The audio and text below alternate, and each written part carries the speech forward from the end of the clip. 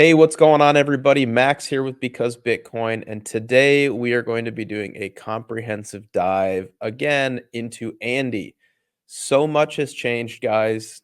I've made a couple of videos. It's been featured in a couple of my videos. Of course, I've talked about it publicly on my Twitter account, my X account. Things are moving a million miles per hour right now, and to probably understate dramatically what has happened, the Andy Army started as just kind of a friendly little tagline, but it has truly morphed into an Andy Army and then some. And I owe them a lot of credit, and I'm really proud of how things have shaped up. But we're going to talk about all that. I understand that maybe some of you watching don't know what Andy on ETH is. And some of you have probably been riding it, since the first time that we talked about it. Now, what's the new play here, guys? We got a new one here. Andy, another friend of Pepe. This one is very much so a micro cap. I believe it's maybe like 6 or 7 million right now, or probably some of you even before I knew what it was. To say that this thing has caught my attention, again, would probably be an understatement. So we're going to cover everything that you need to know. And really, guys, before we dive in, I would just request, if you can, this is going to be maybe a little bit of a longer video. Do your absolute best to try to watch it in its entirety, right?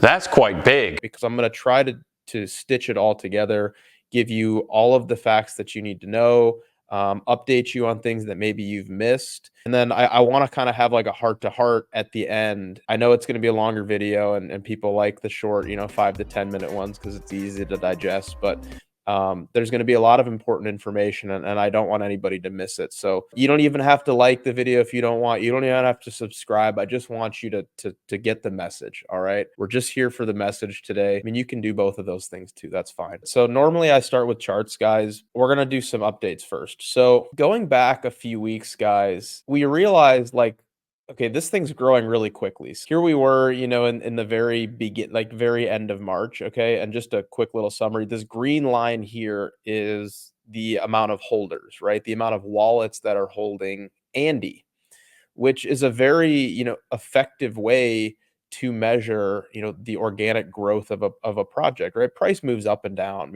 people buy, people sell, markets correct, right? But what's the trajectory of a project? If your holder count is dropping week after week after week, it's probably not looking great for your project. Even if price in the short term is, moving up or down or whatever, it doesn't matter. But when you start to see, a very consistent day over day, week over week increase in holder count, that is a true measure of adoption. Price is, very temporary and can sometimes be random, but holder count is really what you want to focus on. And it's not necessarily just the raw number, right? But it's the percent change, the day over day, week over week, the consistent growth and climb of a project. So again, here, looking, if you can see these numbers at the very bottom, we were sitting under 1,000 holders, specifically here at the end of March. Andy on ETH was, and I'll even go back here, this was a month ago. Andy had 800 holders. Okay. And the price was, of course, significantly lower. The price is the gray line behind the green one.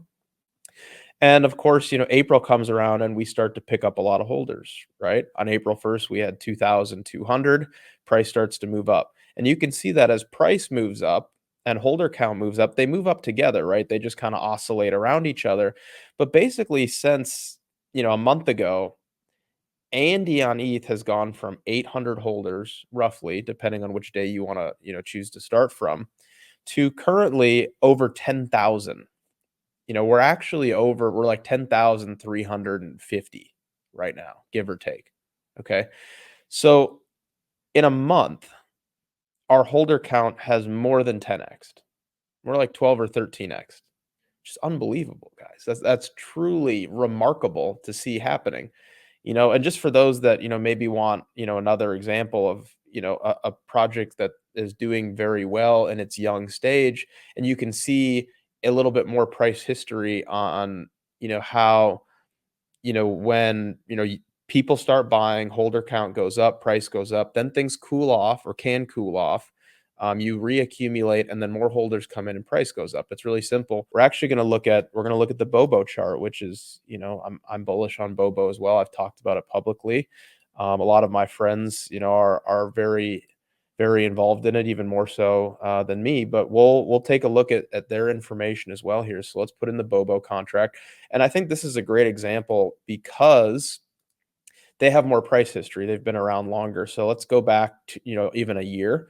You can see that, in the very beginning stages here, they had 0 holders and then they launch and, they gain 1,000 holders and price goes up a little bit. They get another spike here. And right as they're getting another spike, holder count goes from 1,100 to, 2,100. So they almost doubled their holders, and price, went up dramatically. And then they enter this kind of long reaccumulation phase. Prices, just kind of hanging out, ranging, not doing much. You can see holder count is hovering around 2,000, 2,100. And then what happens? Price starts to go up. Holder count begins to increase. They go from 2,000. Right now, they're over 10,000 as well, like 13, 14,000, give or take. But you can see as the green line is moving up, the holder count is moving up. The price behind it, the gray line, is moving up as well.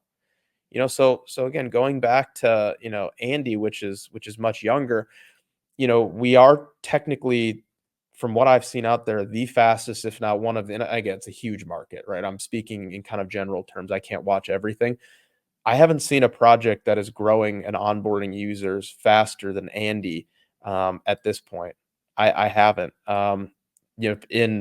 Basically from March 8th to go from 0 holders to, April 22nd, less than a month and a half, to go from 0 to over 10,000 is, I mean, that's incredible, right? That's absolutely incredible. So, things are looking really sharp on chain, and like, again, going down a little bit here, I mean, you can see that day by day, like, look, April 10th, 7,000 holders. April 12th, 7,152. April 13th, 7,335. And then April 16th, 8,300. Like, we're just every single day, hundreds of new people are joining the Andy army. It's truly incredible. It really is. So, something, very interesting happened. Something very, very interesting happened. Like when we started to see this growth for Andy, um, for whatever reason, right? It's a great meme. It's a great community. It was a hated rally in the very beginning. People love that, the Andy and Pepe were friends in Matt Fury's comic series. The Boys Club, Pepe's contract starts with 0x69. Andy starts with 0x68, right? Like they love the positivity of all of it and how it's got this boys club narrative, right? We started to see this growth, and you know, I'm a community member. I'm an investor, and I was like, this is something that we need to give a fighting chance to, right? So what are the next steps, right? When we just went over the on-chain data, right? Holders start coming in, price starts going up. What's the next step?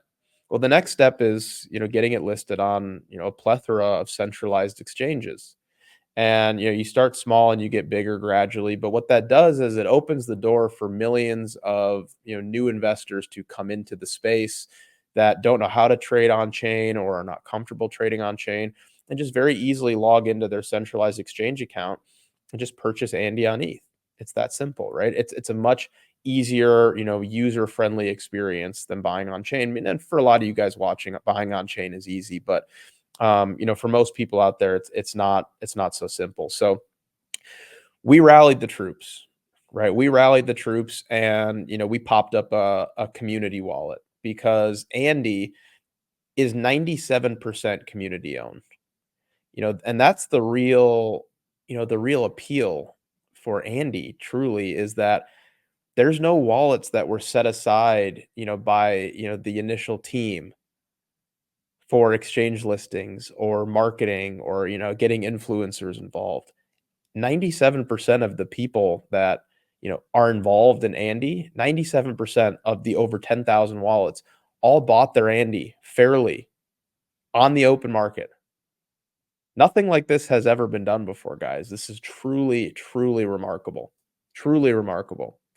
So we didn't have a budget to work with, which is why we've been, rolling with this very fun narrative of we're kind of like the Oakland A's in the movie Moneyball, where they're trying to beat the Yankees, but they have no budget. It's not a fair game, so you have to be creative. Every person has to chip in. You truly are only as strong as the weakest link, the least committed holder, you know? And I think there is a lot of truth to that as well, that like we are the underdogs. Well, we were, things are certainly a little bit different than they were a few weeks ago.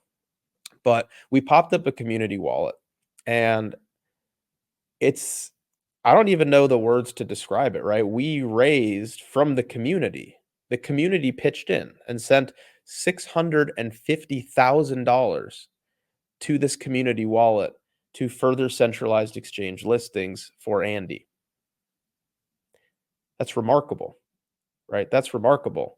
There's no insiders here. There's no, again, there's no marketing budget. There's no, the devs set aside a wallet and, the price got pumped and now there's millions of dollars sitting there. The holders of this, the 97% of people, of holders of the 10,000 plus wallets believe in this project so much that they donated a collective $650,000 in order to push this project onto centralized exchange listings and help legitimize it and bring it to millions of people. So where are we listed? Let's talk about it. We're going to pull this back up and we're going to look at it. So the first exchange listing was on MEXC. All right, we got listed on MEXC here on 410. MEXC was great to work with, by the way. It was a really nice experience. I did enjoy the process and the team. So shout out to MEXC. But we got listed over here, so that was the first one. Things are going quite well. Obviously, you can see what happens after a centralized exchange listing, right? Price is up significantly, and things are going well. And that's what happens, right? The word spreads, more people get involved, and of course, it can translate to higher prices. And what just recently happened? Well, as of today, we also got listed on Bing. You can see Bing X listed. It just started trading like a few hours ago. All right, brand new over there. We also got listed on Bitmart. Andy's now listed on Bitmart. Again, similarly, it just started trading today. You can see this is a 15-minute chart. We just started trading today. And also on Gate, which is a very, very impressive and reputable exchange. Again, we just started trading. This is, again, a 5-minute chart. We just started trading here. So again, it's brand new on all of these exchanges. But the beauty is, right, like in a matter of a few weeks, a group of people, a group of individuals, minnows, dolphins, sharks, maybe some whales, they all pitched in and said, let's make this happen, right? We recognize that we're at a disadvantage here. We're a small meme coin that's 30 days old, and we believe in this so much that we are willing to donate our own money. I can't think of a time when that's ever happened before, when a community has come together to raise $650,000 to get this project, to get a project listed on not one, but multiple, now over 6 centralized exchanges. It's unbelievable. It's like I can't seem to find, and this is weird for me. I talk for a living all day long, but I can't seem to find the words to express, what I've seen, because I didn't expect all of this, right? Like I'm a community member as well, and I'm using my platform and my industry connections to help them as much as I possibly can. Um, but I mean, I may be expected to raise, we could maybe put together 50 grand or 75 grand, between everybody. And, I'd call a couple exchanges and, I'm sure they would list it, and whatever. But to get listed on, 6 major centralized exchanges without any funding, any, wallet set aside by the team initially or devs or anything like that. Hundreds of donations came in, cumulatively adding up to $650,000 to make these exchange listings happen, right here. And there's more, right? There's more. I'm just showing a couple. I'm just showing a few. But anyways, let's let's take a look at some TA. All right, and then we're gonna go back and talk about some additional. Actually, no, you know what we're gonna do is we're gonna save the TA for a little bit after this. Okay, because I think this will segue nicely into more of the on-chain stuff. So there's there's a lot of overlap and big money pouring into Andy, which is not surprising given the narrative and the community strength and the leadership that's involved, the people that have stepped up. But there's an individual on Twitter. He's a friend. I just met him through Andy, but Sharon, he is truly, truly spectacular. Here's his handle. Everybody should go follow him. He's doing incredible work. But he's like our on-chain. He's our on-chain expert, man. The work that this guy does is absolutely remarkable. I don't know how he does it. He must spend hours doing it, but he's publishing all of this data for free, and he's given me access to some of it, to show with you guys today some stuff on spreadsheets. But we're gonna go through some of his tweets, and I'm just gonna read them, and then we're gonna talk about it and maybe dive in a little bit deeper. Okay, but after the analysis of 13,000 Bobo wallets, this man went through 13,000 Bobo wallets. I made a thrilling discovery. A staggering 20% of them are holding Andy too. That's right, folks. A whopping 2,500 wallets are part of the Bobo Andy overlap phenomenon. But wait, there's more. These visionary investors aren't just holding a few tokens collectively, they possess a mind blowing 180 billion worth of Andy. That's a jaw dropping 18% of the Andy supply. 32 of them have more than 1 billion Andy.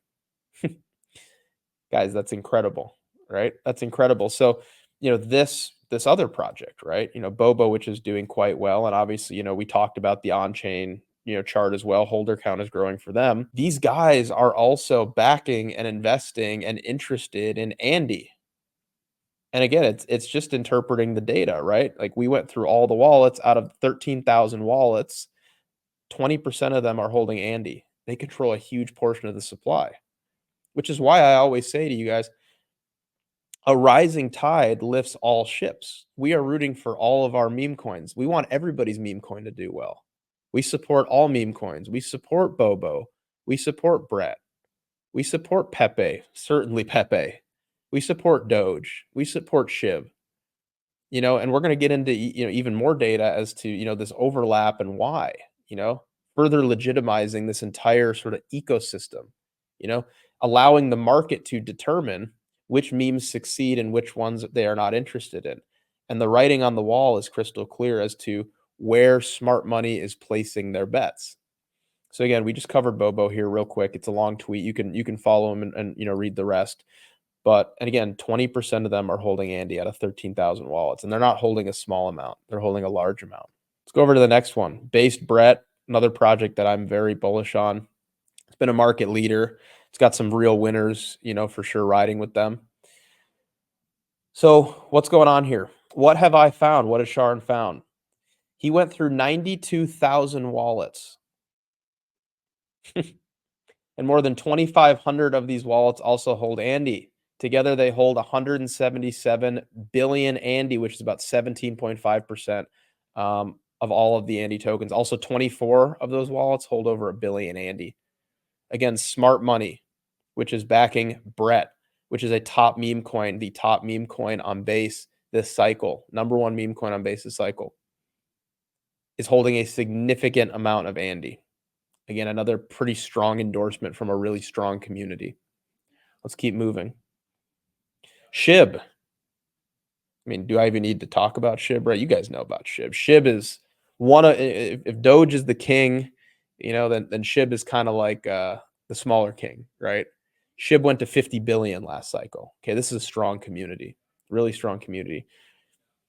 Sharon, in his latest exploration, he delved into 100,000 Shiba Inu wallets. What did he find? Top 10% power. The elite 10% of Shiba Inu wallets hold a jaw-dropping 27.2 billion tokens. So the top 10% of the Shiba Inu wallets holds equivalent to 2.7% of Andy's total supply. It's unbelievable. Unbelievable. Over 22 holders boast 100 plus million Andy tokens. It's incredible. So the Shib army is interested in backing and endorsing and investing in another community called Andy on ETH. Another one here. Everybody knows about, Bobo Billions, right? It's a fantastic meme. It's a fantastic slogan. We love it. We're rooting for them. If Bobo is destined for the stratosphere of billions, why not Andy? In a groundbreaking analysis of the top 50% of Pepe holders, I've uncovered an astonishing revelation. 474 wallets are not just holding both Bobo and Andy, but they're wielding a significant amount of influence over the market. These 474, we'll just round up to 500. 500 wallets representing the apex of crypto prowess command a staggering 8.7% of the total Bobo supply and a formidable 7.6% of the entire Andy supply. So some of the top Pepe investors are holding 8.7% of Bobo and 7.6% of Andy. Again, smart money holding the same projects and accumulating similar projects. It's unbelievable. It goes even deeper here, guys. He sent me all of the data. I mean, look at this. Here's the addresses. Here's the Pepe balances. Here's the Andy balances right here. Look at this. Look at all of this data. He went through all of these wallets. It's kind of goofing here. Let's refresh it. There we go. Look at this. Hundreds of thousands of wallets. He went through all of them. Pepe balances over here. Andy balances over here. Cumulative amounts being held over here. You just add up the right side. Top Pepe holders, the top half of all the Pepe wallets, they're holding a significant portion of Andy. Seems like they're buying into the boys club narrative. They like the relationship between Pepe and Andy in Matt Fury's comic series, The Boys Club, and they're certainly subscribing to the idea of 0x69 and 0x68. They're friends in the comic series. They're both on ETH, and their contracts start, one number apart. Friends belong together, right, guys? So again, you can. I'm not going to go through all 1,000 lines here with all this, but again, it's here. You can see the equation. Here we go. Here's Brett now. Here's base Brett with Andy. Same exact thing. Look at all of the wallets right here. Thousands and thousands of wallets. Here's their Brett balance. And then here's similarly, the Andy balance that corresponds to their Brett balance. You can see, adds up the entire right side. So again, just going back to his tweet, Sharn's tweet. For the Brett guys, for the Brett community, they currently hold 17.5% of Andy tokens. And again, it's all verifiable. I checked the math. It's right here. It's unbelievable. I'm very, very impressed with his work, and this is that the information that you need, because people are like, oh well, I don't, maybe I don't get the meme, or I don't, I can't confirm that smart money, on existing leading memes are also interested in this one. Well, here you go. We can verify all of this on chain. So Sharn, shout out to you, man. Really, absolutely fantastic work. All right, let's do a little bit of TA, and then we're gonna talk about Andy, kind of in general. All right, in general, we're gonna talk about really at its core what is happening here. All right, so here's the Andy chart, right? And when I first look at this, what do I see? Well, in a general sense, I kind of see like this level, like this is a big level. We spent a lot of time ranging right under here, and really what we're doing right now is we're just sort of after coiling and breaking out, we're retesting and just kind of reestablishing value up here. Nothing too crazy. Additionally, we have this channel that has been very, very respected at this point. You can see all of the interactions with it. It starts here with this swing high and this pronounced swing low. Look at all the interaction down here. Again, a little bit of mid-range interaction, and then of course right up top we also have a significant amount of interaction with, of course, this mid-range playing again. In the short term, right, like anything can happen. Price just kind of moves. People buy, people sell. But now with Andy over 10,000 holders, there's a really strong base underneath it. A lot of the early days risk when we only had 1,000 people holding, or 2,000 or 3,000, a lot of that is mitigated. Like there's a strong base of holders here. So, what could we maybe see, from here? Maybe just kind of curl up and range. And then, ultimately I would expect something like this. So let's remove this. And actually, given, the on-chain analysis that I shared with you guys just now about the overlap between, Andy and Pepe and Andy and Base and Base Brett, it really it endorses the idea that these tickers should be compared against one another. It really makes a whole lot of sense to compare them against one another because of how much holder overlap there is. It's the same investor group. So let's take a look at what happened when Gate listed Pepe. They listed it right here. It was April 19th. So Gate.io, very reputable, nice exchange, lists Pepe, and just kind of reaccumulates here, kind of chops, bleeds, holds a significant level. And then a very short while after, went on to go crazy. And I did in fact overlay this fractal here. And full disclosure, fractals are never one-to-one, guys. Like that doesn't ever happen. But we're looking to capture the essence and the spirit of the move. And I think, given the holder overlap and, bullish catalyst being that, Bitcoin is chilling above 65K and we just had the Bitcoin halving and, alt season really hasn't started yet. If there ever was a time for, something really amazing to happen, it would most likely be right about now, through this next quarter. So again, very interesting to compare these two and just kind of see like what happened when you know, Pepe, one of the meme coin kings, got listed on a very reputable exchange like Gate. Slow little bleed, buyback, reestablish value, and then things go crazy. Right, things go crazy. So it's interesting, right? It's cool to see, what has happened in the past and what we could potentially, at least optimistically forecast into the future, right? And there's plenty of other, here, let's take a look at this now. So here's a chart that, I've also been focused on, is this one. So you can learn just as much about a rejection, and I'll hide this. You guys know we got listed on exchanges today. You can learn just as much from a rejection as you can from a breakout. All right. And that's what I want to talk about right now. So all of this, right here, just view this as like, demand, right? Thousands of people start buying and, accumulating Andy right here. And, we've come back and, now tested it once and maybe we come back and test it again, who knows? But what I'm really interested in here is, the volume profile within, and then additionally, some of these rejections, which we're going to talk about, which are very significant and in my opinion, very bullish. So this top line up here on this volume profile, and I'll just make it thicker just so you can see it for now. This very thick line right here is called the value area high. So I took this volume profile as a drag and a drop, and it basically gives you X-ray vision behind, the buying and selling that occurred within here. And, basically what this is, and I have my input here set to 68.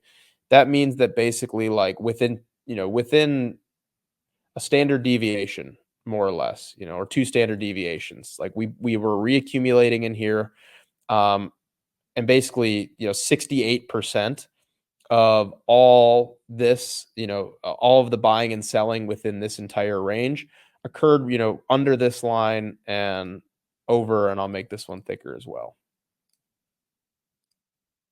And over this line. So 68%, we can just round it up to 70%. 70% of all of the transacting so far has occurred within here. So when we came back recently, we broke out of this range, we come back in, we retest the value area high, and wouldn't you know, it holds as it should. So very bullish. What's even more bullish than, retesting where all of this reaccumulation happened and, holding, and, we'll see, maybe we'll do something like that, or these rejections, right? Like nobody likes a rejection, right? But you can learn just as much, if not more, from a rejection on a high time frame level as you can, just slicing through it. Okay. So we broke out. This is our range here. I've got it highlighted with blue, like range low, range high. This is just a normal fib extension. Super simple. All right. You can just see I put the 0, the 1, the 1.618, 2.618, 3.618. And just to, quickly show you guys like how these levels actually play and can play. I'll pull up an example from last cycle. This has nothing to do with Andy. I just wanted to show you guys, real quick how high time frame fibs can actually play.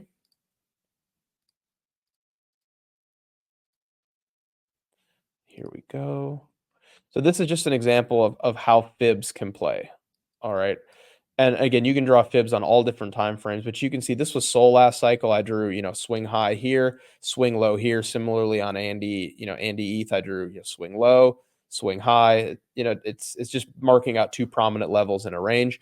And then you can see the interactions, right? We flipped the 1.618 here, went up, rejected perfectly off the 2.618, and then global top was at the 3.618 last cycle. So just a little, just a quick example on how, these fibs, when they come to play, initially here, we rejected at the 2.618, which was bullish because then you know that the 3.618 is in play. If the 2.618 is valid, then so is the 3.618, given the right conditions. So, that exact same thing is happening right over here on Andy, where, we broke out of this range, and I can remove this just so it's a little easier to see. We broke out of our range, swing high, swing low. We reject twice at the 1.618. So what does that mean? We rejected at the 1.618. That means that the 2.618 is in play, and the 3.618 is in play, and the 4.618 is in play. Just like on Sol, when the 1.618 holds as support, then you know the 2.618 is in play and the 3.618 is in play. So again, if the first one works, then they're all valid. So again, a rejection is good. A reaccumulation is good. It's a very bullish thing. This holding is great. These rejections are great. This is information. This is data. This is giving us the roadmap when we eventually do go higher. This is great. So anyways, just wanted to dissect that real quick, go over some TA. But we did get listed on, again, we got listed on MEXC down here. We reaccumulated and chopped for a little bit and then went up. And we got listed on a bunch more exchanges right in here. Maybe we'll just kind of reaccumulate and chop. And then, hopefully we'll tag, some of these higher fibs, but again, it's up to the market to decide ultimately what happens, and we just have to submit to it, and everybody knows that. I want to just kind of have a conversation with you guys about Andy, right? About what we're seeing in front of us. Like I mentioned in the beginning, guys, Andy is community owned, it's community run. I'm not the team, I'm not the dev. I found the project, and when I started to see what was happening, um, I decided to get more involved and, do what I could as a community member that had some reach and industry connections. The fact that Andy is 97% community owned is a real positive. Far too often in crypto, kind of the inside crew, right? Someone with a following or, lots of experience will launch a contract, and they'll have a very coordinated marketing effort to, spread it to the masses, while, not really disclosing that, they hold a majority of the supply, or, they've given a bunch of tokens away for free. And, there's not necessarily anything wrong with that, right? It's just kind of how things have worked in the past. And, what's always kind of bothered me, and it's really going back to the reason that I started Because Bitcoin. I started it about a little less than 2 years ago. I've always said one of our main pillars at Because Bitcoin is to try to destigmatize the crypto industry as best as we can. I went through all of last crypto cycle by myself. Didn't have a following. I had a Twitter account just for the purpose of following other people. And, when you're new, you just try to find, big accounts to follow. And then you assume naturally that they have 100,000 followers, and they get a lot of engagement, and they're followed by a bunch of other people that, you also follow. Then they must be real, and they must know what they're talking about, and you should follow them.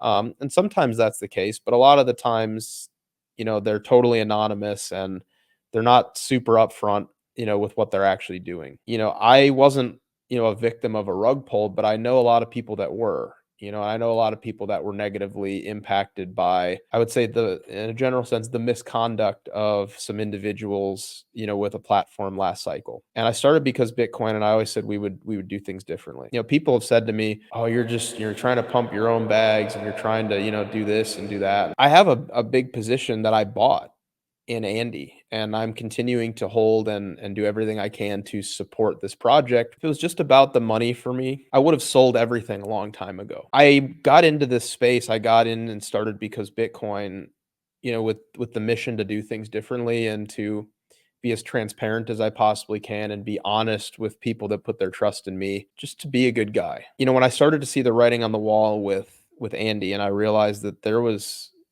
nobody steering it. It was a community project, and I could really help. What I decided to do is I wanted to set an example. What happens in the future, nobody knows, right? It's up to the market. Only the market gets to decide what happens to anything. I wanted this to become an example of, what you should expect out of people with followings that get into a project. I want this to be used as setting the bar high so that when you come across another project or another meme coin, or you see somebody with a following promoting something, you can reference this in your mind and go, that's the standard that I now expect. Max and his team, when they got involved, they didn't just shill it for the sake of shilling it. They didn't get their tokens for free. They saw what was happening and they did everything in their power to be the wind in the sails of this project. They're fully doxxed, they're industry professionals, they've been honest and transparent. That's the expectation. This is kind of a silly little example, so bear with me, but I was on vacation in Florida with my wife and my son. We were on a Delta flight. We were sitting in row 33. We've got a 9-month old, and he's crawling all over our laps. And, I'm not a big guy. I'm just a normal sized guy. My wife's normal sized woman. And we're just like crammed back there.